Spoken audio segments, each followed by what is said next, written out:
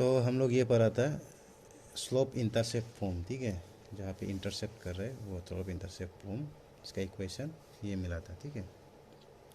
और हम लोग देखा था equation of a plane in normal form, ठीक है। Equation of plane normal form को हम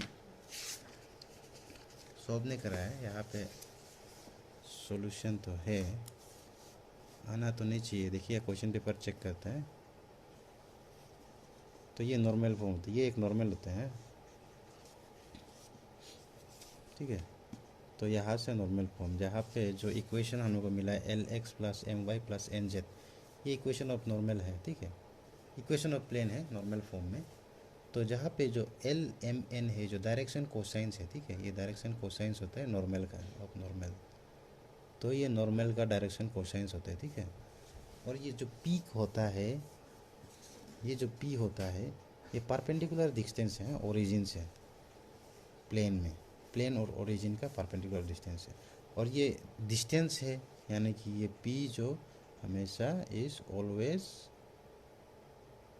पॉजिटिव, हमेशा पॉजिटिव रहता है, ठीक है। तो L X M Y N Z ये सब डायरेक्शन कोसाइंस है। तो डायरेक्शन कोसाइंस को तो पता ही है, cos alpha, cos beta, cos gamma लिख सकते हैं। जब ये जो नॉर्मल जो है ना, ये लाइन जो एक्सिस के साथ अल्फ़ा बीटा गामा एंगल बनाएगा, तो इसको cos alpha, cos beta, cos gamma भी लिख सकता है, ठीक है। तो अभी वही क्या है, यहाँ पे एक जनरल इक्वेशन जो हम लोग का होता है, पढ़ा था ना इस टाइप का फॉर्म, इस जनरल इक्वेशन को नॉर्मल फॉर्म में कैसे रिड्यूस करेगा, ठीक है। तो रिड्यूस करने के लिए क्या करते हैं हम लोग, यहाँ पे देखो, तो स्क्रीन छोटा कर, तो यहाँ पे क्या क्या है कि ये एक जनरल इक्वेशन, जनरल फॉर्म है, ठीक है, और ये नॉर्मल फॉर्म। तो जनरल फॉर्म और नॉर्मल फॉर्म दोनों को लिख दिया, ठीक है। If this and this are represent same plane, ये एक नॉर्मल फॉर्म है प्लेन का, और ये एक जनरल फॉर्म है, दोनों सेम प्लेन को रिप्रेजेंट करता है। तो डी इस तरफ आएगा तो माइनस डी होगा, वो तो पता है ना। तो ये दोनों को कंपेयर करेगा तो हमको इस तरह को मिलेगा L by A M by B equal to N by G equal to D में माइनस है, या फिर इसको इस तरफ ले जाओ तो माइनस पी हो जाएगा, तो माइनस पी बाई डी।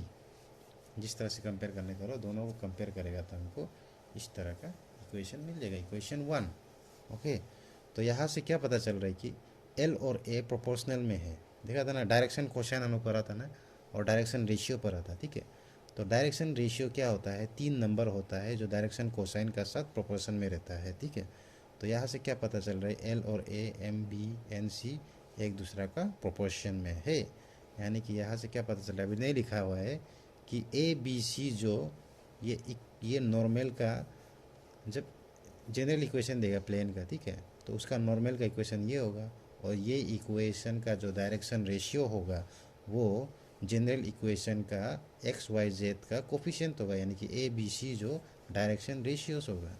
तो ये ए बी सी जो दिखाई दे रहा है वो डायरेक्शन रेशियो हो जाएगा, ठीक है, डायरेक्शन रेशियो होगा इक्वेशन ऑफ नॉर्मल का, ठीक है, वो बाद में लिख लेगा।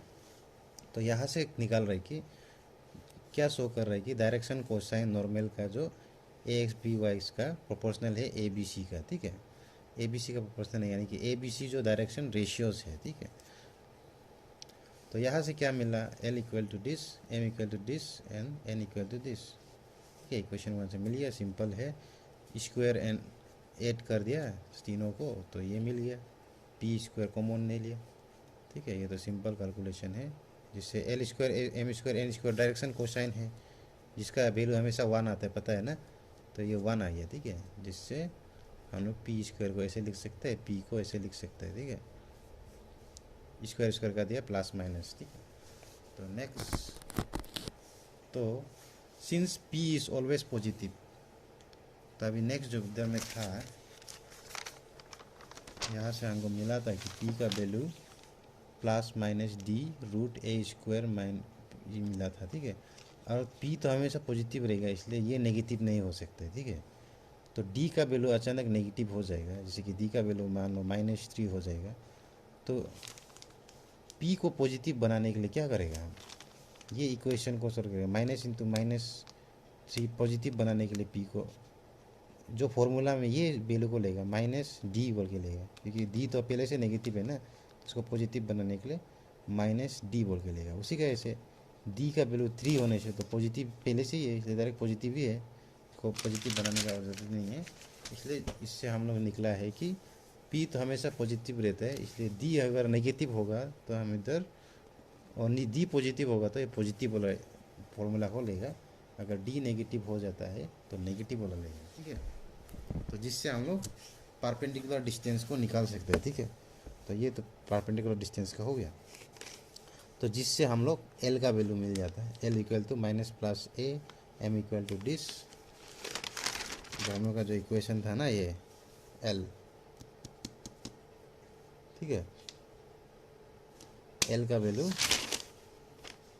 मिल गया, डी डी कट जाएगा ना, पी का वैल्यू को डाल देगा तो यहाँ से जो ये डी और पी का वैल्यू में जो डी कट जाएगा तो यहाँ पे इस तरह का फॉर्म में मिल जाएगा। ठीक है, minus plus A minus plus B minus plus C, और पता है डी जो पॉजिटिव रहते तो ये पॉजिटिव होगा, तो इसलिए माइनस प्लस डाला है, यहाँ कंफ्यूज नहीं होने, क्योंकि यहाँ में एल का वैल्यू में पहले से माइनस है ना, तो डी का वैल्यू डालेगा तो पी, डी का वैल्यू पॉजिटिव रहेगा तो पी का फॉर्मूला में पॉजिटिव वैल्यू आएगा ना, तो ये हमेशा माइनस ही रहेगा। ठीक है, इसलिए यहाँ में हम लोग पहले माइनस को लिखा है। ठीक है, तो एल का वैल्यू माइनस प्लस होगा, डी पॉजिटिव होगा तो एल का value minus A by dish होगा। ठीक है, बी नेगेटिव होगा तो डिश, ऐसे करके। ठीक है, जब डी पॉजिटिव होगा तो L is equal to minus A by root A square plus B square plus C square डालेगा, ये डायरेक्शन कोसाइन से है, तो समझ जाओ ये है डी पॉजिटिव होगा नेगेटिव होगा, और normal form of general equation क्या हो जाएगा, इस टाइप का फॉर्म में होगा, वो भी अकॉर्डिंग एज डी पॉजिटिव होगा या फिर नेगेटिव होगा। ठीक है, ये इस तरह से, तो ये फॉर्मूला को हम लोग डायरेक्शन रेशियो निकालने के लिए और डायरेक्शन कोसाइन निकालने के लिए यूज़ करेगा। ठीक है, तो हम लोग का जो जनरल इक्वेशन देगा A X plus B Y plus C Z equal to 0, तो इससे डायरेक्शन कुछ भी या 4x 3y जो कुछ भी हो, तो जिससे जो डायरेक्शन कोसाइन निकालने के लिए ये ए बी सी जो हम लोग का क्या हो गया, डायरेक्शन रेशियो हो गया। ठीक है, तो जिससे हम एल का वैल्यू सिंपली ये पहलू में फॉर्मूला में डाल के डायरेक्शन कोसाइन ऑफ नॉर्मल निकालो बोलने से निकाल सकते हैं। ठीक है, तो यही था, तो इससे रिलेटेड एक क्वेश्चन देख लेगा, यहाँ पे एक क्वेश्चन है कि एक इक्वेशन है जिसका इंटरसेप्ट फॉर्म निकालना है। ठीक है, और कि निकालना है उसका डायरेक्शन कोसाइन ऑफ नॉर्मल, ये इक्वेशन का जो नॉर्मल होगा उसका डायरेक्शन कोसाइन निकालना है, जो हम फॉर्मूला लिखा था ना L equal to A by root A square plus B square plus C square जो आ रहा है ना, डायरेक्शन ऑफ, यह देखो यहाँ डी का वैल्यू नेगेटिव है ना। ठीक है, यहाँ से तुम कंपेयर कर सकते हो, इसमें मत लिखो, हाँ यहाँ हम रफली लिख रहे हैं A X plus B Y plus C Z plus D equal to 0 होता है। ठीक है, अगर डी को इस तरफ ले जाएगा तो माइनस डी होता है। ठीक है, तो यहाँ पे क्या पता चल रहा है कि डी जो नेगेटिव है, ठीक है, ये इक्वेशन को हम लोग जनरल इक्वेशन से हम कंपेयर करेगा तो हमको मिलेगा कि डी जो यहाँ पे नेगेटिव है, तो डी हमें नेगेटिव मिल गया, तो इसका मतलब डायरेक्शन कोसाइन का फॉर्मूला में हम लोग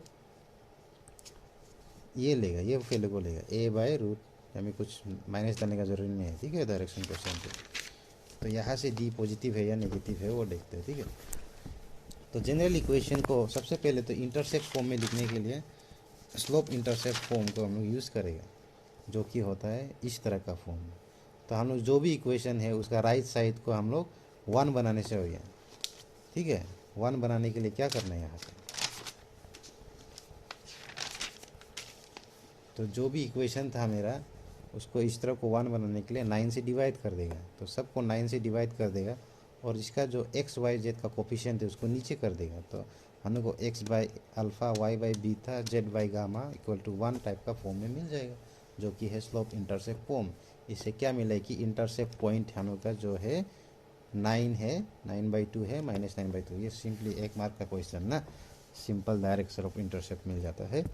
तो डायरेक्शन रेशियोज क्या होता है, डायरेक्शन रेशियो हम बताया था कि यहाँ भी लिख दिया, ये एक पॉइंट्स है, हाँ इसको लिखने का जरूरी नहीं है, तो डायरेक्शन रेशियो जो नॉर्मल इक्वेशन का क्या होता है, यहाँ लिखा है कि direction ratio of normal to the plane are the coefficient of X Y Z in the general equation of plane.